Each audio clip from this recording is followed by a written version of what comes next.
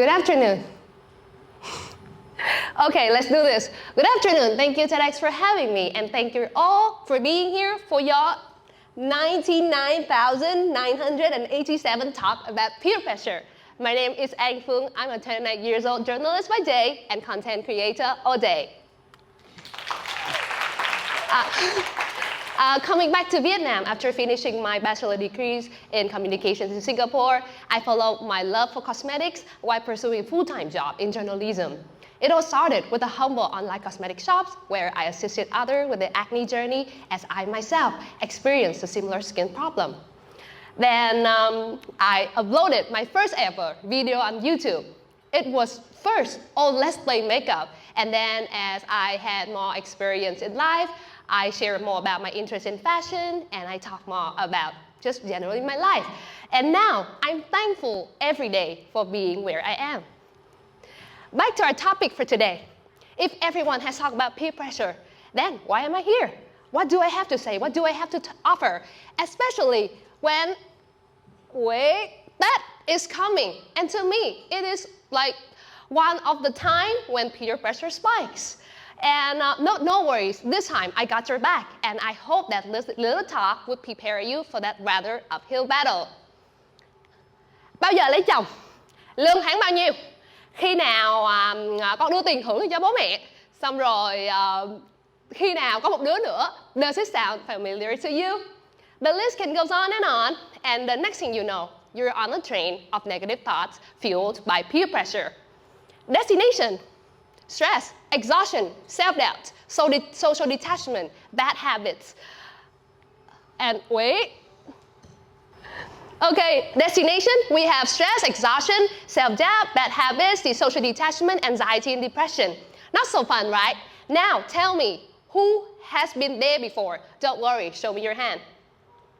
I can see lots of people having the same problem with me. But well, I was there too. Like most of you, I first met peer pressure in my junior years.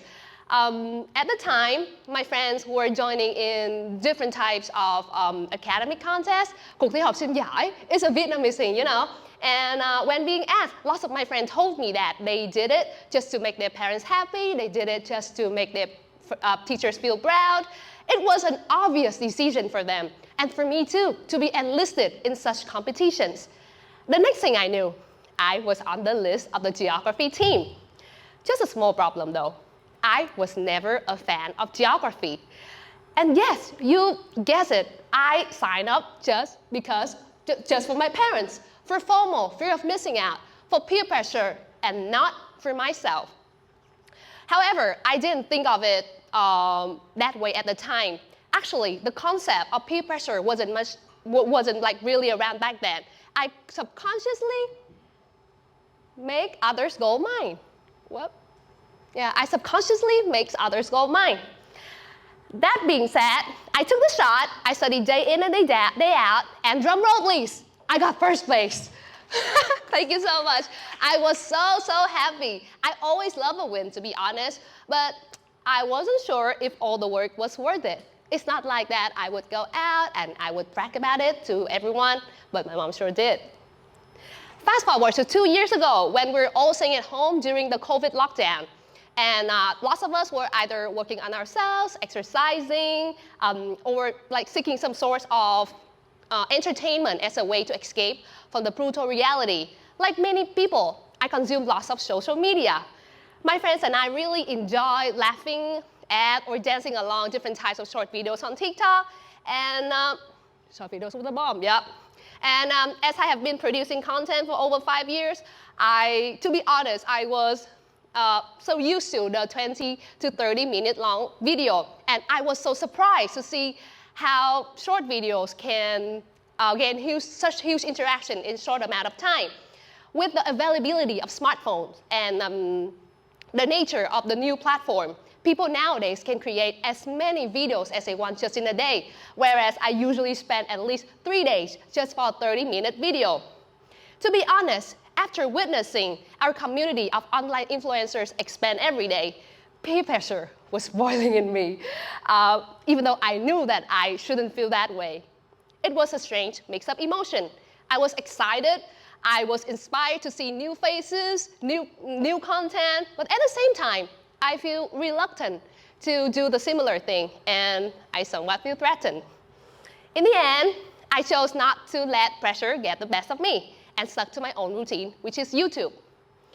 At the beginning of last year, I decided to change my perception as I found myself spending more time on TikTok and IG Reels. I started to create more short videos myself, and the process was more challenging than I thought it would be. But there's a thing though, this time, I did it for myself, not for peer pressure. It was my challenge to,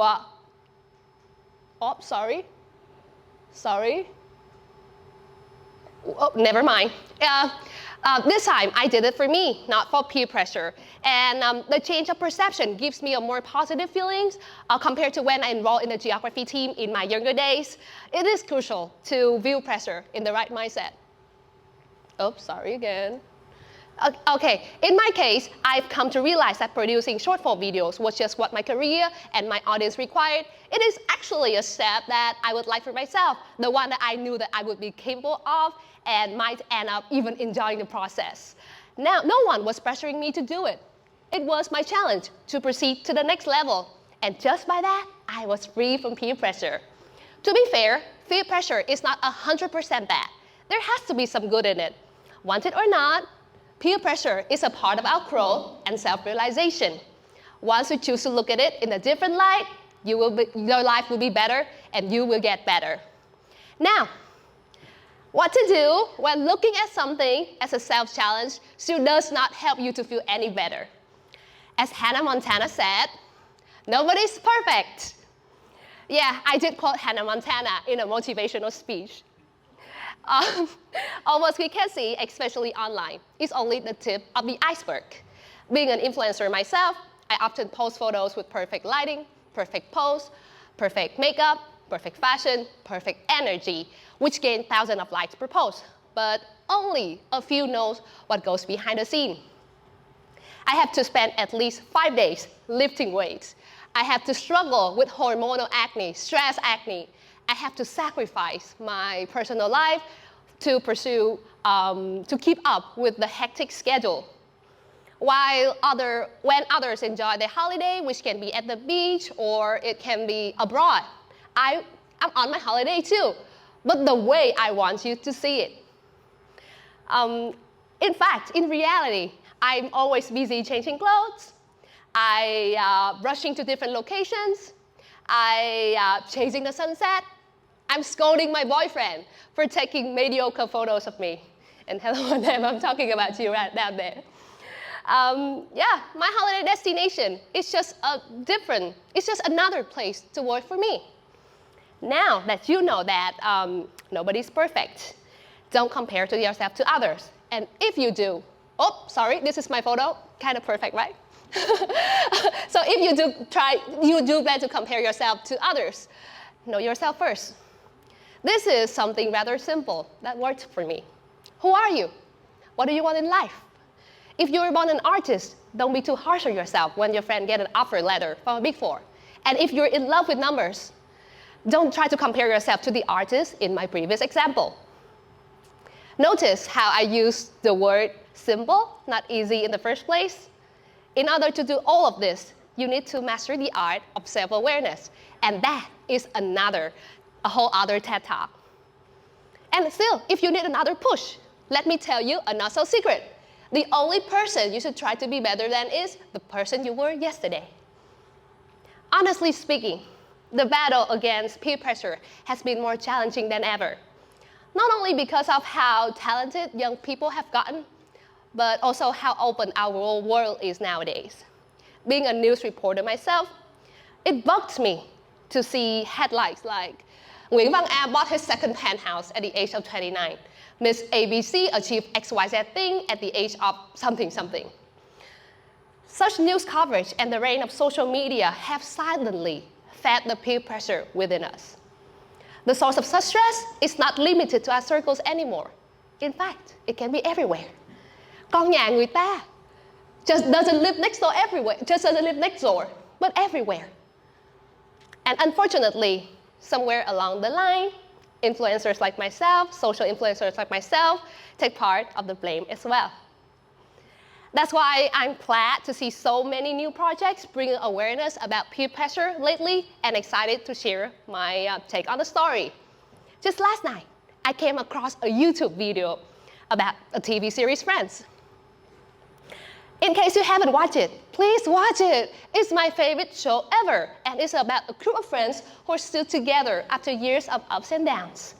Anyway, the YouTuber said that he recently realized that in the first episode of Friends, the characters were only 24 to 26 years old. The show goes on for 10 years, and during the 10th year, they're in the 30s, right? They start getting married, having kids, buying houses, you name it. The thing is, the stories were so relatable that it's validating. Like you might feel, yeah, I'm still living with my parents. I'm 27 years old with an unstable job. I'm 30-something that haven't had any committed relationship before. So what? You're perfectly fine. You're only in season 6 of Friends. So here's a reminder for you all. Everyone is on their own timeline. Don't compare your season 6 to someone else's season 10. No need to binge watch it all in one sitting. Please enjoy the scene. And if you are still not a fan of Friends, I got something else for you. Oh, please wait. Okay, How I Met Your Mother in season 1, they're all 27. In New Girl, they were 29. And Sheldon Cooper, he was 27 in the first episode of The Big Bang Theory. Honestly, as I'm so focusing on myself right now, and life gets more hectic, the thought of peer pressure gets more blurry in me. In fact, there's no time for me to think of it. Every day, we're showered in new information, we meet new people, we face new events. We cannot control what is going to be on our way, but how to handle and process them is our choice to make.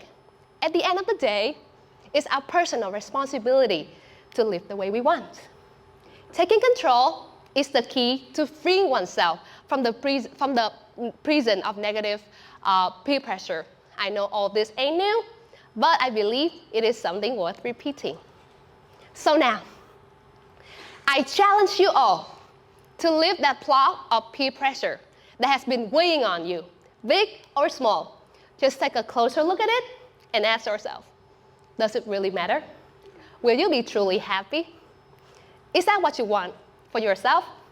Because in the end, it's only pressure when we put pressure on it. Thank you so much. Thank you.